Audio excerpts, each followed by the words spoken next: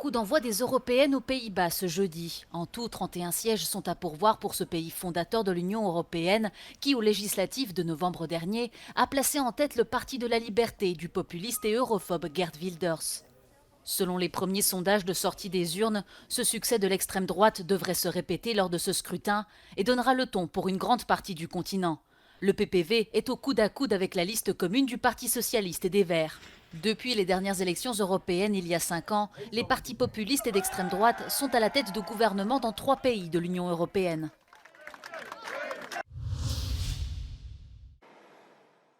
Il est venu commémorer la fin de la guerre en Europe au siècle précédent, mais aussi témoigner des horreurs du conflit que connaît son pays actuellement. Le président ukrainien Volodymyr Zelensky est arrivé en France pour assister aux célébrations du 80e anniversaire du débarquement, la plus grosse opération militaire sur le sol européen. Cette visite intervient alors que le dirigeant ukrainien cherche à obtenir des munitions et du matériel militaire de ses alliés occidentaux, ainsi que leur aval pour frapper des cibles à l'intérieur du territoire russe. Le président américain Joe Biden s'est également joint aux célébrations. Après avoir salué les vétérans qui ont pris part au débarquement, il a salué la contribution américaine à la libération de l'Europe et a souligné que les États-Unis devaient continuer à jouer un rôle international à l'avenir. The United States and NATO and a coalition of more than 50 countries standing strong with Ukraine. We will not walk away.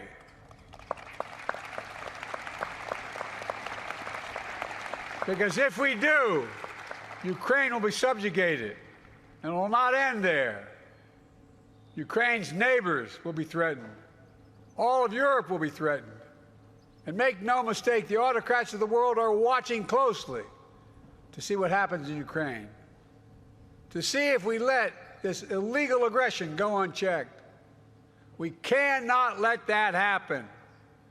To surrender to bullies, to bow down to dictators, is simply unthinkable. La famille royale britannique et le Premier ministre Rishi Sunak étaient également présents à la cérémonie.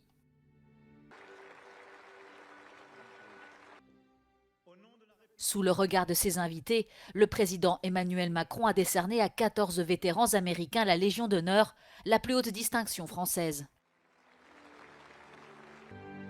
Monsieur Richard Stewart, au nom de la République française, nous vous faisons chevalier de la Légion d'honneur.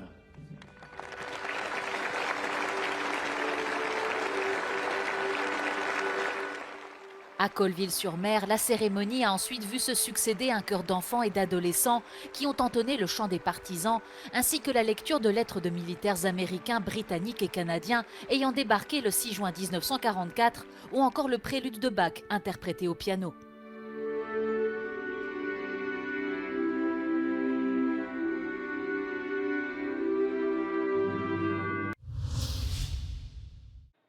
C'est un effet inattendu du Brexit en pleine célébration du débarquement. 274 militaires britanniques parachutés au-dessus des plages normandes ont dû subir un contrôle douanier pour entrer sur le sol français. Une procédure obligatoire pour tous les ressortissants étrangers, britanniques compris, depuis que le Royaume-Uni a officiellement quitté l'Union européenne et l'espace Schengen le 31 janvier 2020. Environ 300 unités britanniques, belges et américaines ont sauté en parachute dans la zone de largage du D-Day pour recréer l'opération aéroportée d'il y a 80 ans. Le débarquement allié, qui débuta le 6 juin 1944, a réussi à déstabiliser les défenses allemandes au large des côtes normandes, accélérant la défaite finale de l'Allemagne nazie. Au moins 33 morts dans le centre de Gaza après des raids israéliens, un bilan qui pourrait encore s'alourdir. Une ancienne école transformée en refuge gérée par l'UNRWA, l'Agence des Nations Unies pour les réfugiés palestiniens, a été touchée dans la nuit. Parmi les victimes, des femmes et des enfants.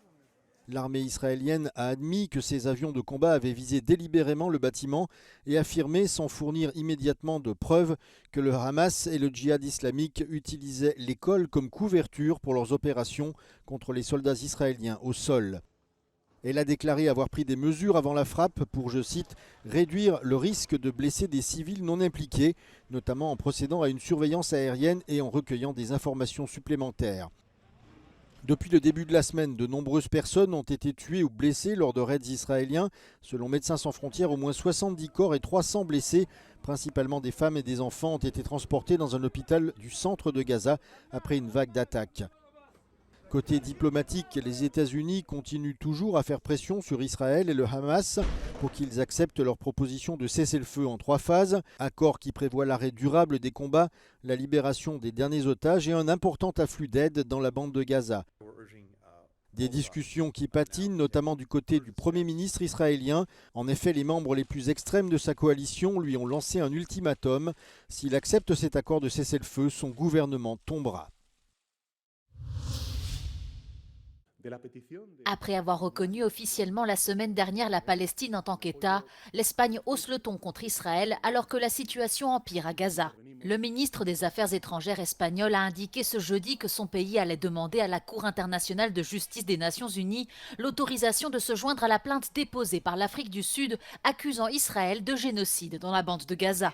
Madrid deviendrait ainsi le 2e pays européen à se joindre à cette procédure. Depuis le dépôt de cette requête, la CIJ a déjà ordonné à Israël de stopper son offensive militaire immédiatement dans la ville de Rafah. Israël ne s'est pas conformé à cette demande officielle.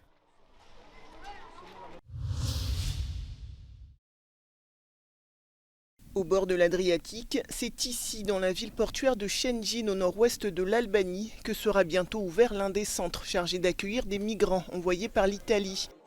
Giorgia Meloni s'est d'ailleurs rendue sur place mercredi pour faire le point sur l'avancée des travaux et surtout vanter son projet.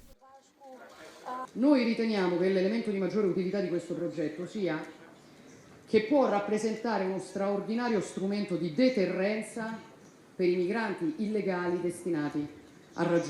decisi a raggiungere l'Italia e l'Europa. Pour l'opposition italienne, cette visite est un coup médiatique électoral à quelques jours des élections européennes. Rome devra débourser environ 800 millions d'euros sur 5 ans pour ce projet. À terme, jusqu'à 36 000 demandeurs d'asile seront envoyés dans ces centres qui seront financés et gérés par l'Italie. Selon une partie des députés albanais, ce projet constitue un renoncement à la souveraineté nationale. Les partis d'extrême droite se préparent à une recomposition du Parlement européen. Le parti allemand Alternative für Deutschland est désormais exclu du groupe Identité et démocratie et cherche une nouvelle famille parlementaire.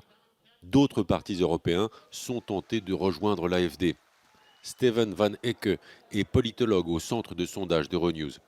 The number of far-right parties are on a path of radicalization, which means that I don't think all of them will be put together after the elections. We'd rather see not 1 but 3 instead of 2 political groups. That's also the reason why Marine Le Pen recently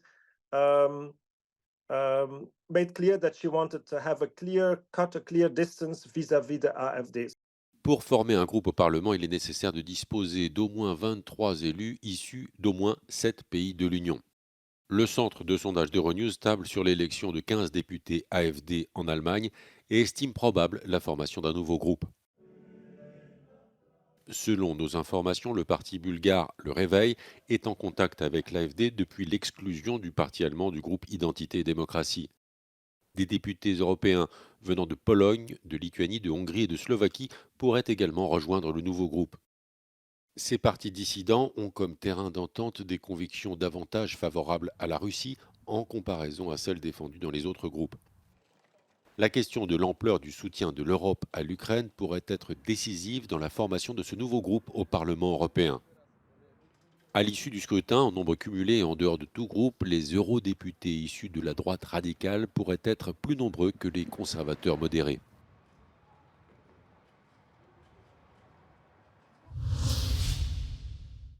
Voici Carlos Moreno, plus connu sous le nom de roi de la pastèque. Il est devenu populaire en Espagne lorsque l'inflation galopait à 15%. 2 ans plus tard, malgré une croissance qui repart dans le pays, son supermarché à bas prix continue d'attirer des centaines de clients et pour cause. Si es que no ganan lo suficiente.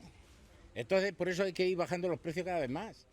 L'Espagne est l'une des économies européennes dont la croissance est la plus rapide, mais de nombreux Espagnols ressentent encore les effets de l'inflation. A ver, ahora como están las cosas no alcanzan. Te quieres buscar un piso de alquiler y no puedes. Es ver Solo tienes que ver en el supermercado un litro de aceite a 10 euros y es para echarte las manos a la cabeza. Les dernières données montrent que le chômage a fortement baissé et se trouve à son niveau le plus bas depuis 16 ans. Le taux de chômage s'élève tout de même à 11,5%. En España hay más gente trabajando que nunca y pese a que la mayoría de los españoles aseguran que su situación es mejor que antes, la economía continúa siendo la principal preocupación de los españoles. Cette dissonance entre les perspectives économiques personnelles peut être liée à l'incertitude géopolitique passée et présente. Hemos pasado una pandemia, hemos pasado una ruptura de cadena de suministros, hemos pasado una guerra en suelo europeo en la que todavía estamos y ahora tenemos unas elecciones europeas que son más decisivas que nunca, yo diría, y yo creo que eso a nadie se le escapa. Mais malgré les bons chiffres de l'emploi, l'inflation continue de peser sur les perspectives économiques des Espagnols. En España, hasta el año pasado, hubo una moderación salarial bastante considerable que precisamente estaba destinada a mantener los salarios en niveles moderados para que la inflación no subiera más. Y mientras que la inflación se modera, sí se percibe que hay una pérdida de poder adquisitivo. L'économie n'a pourtant pas eu la place qu'elle aurait dû avoir dans les débats de cette campagne électorale des européennes. Pero yo creo que sí está presente en la demanda política, ¿no? en la mente del votante. Yo creo que en las conversaciones entre la demanda, las conversaciones entre las familias, los bares, ahí sí la economía sí ha estado presente. Entonces la oferta política en su conjunto debería plantearse si no debería meterlo más en las conversaciones y en lo que plantea. Au-delà de l'affrontement entre les blocs de gauche et de droite qui a dominé la campagne, les citoyens espagnols et ailleurs en Europe continueront probablement à voter avec leur portefeuille. Car comme le disait le vieux slogan de campagne qui a porté Bill Clinton à la Maison Blanche, « It's the economy, stupid ». Tout est dans l'économie.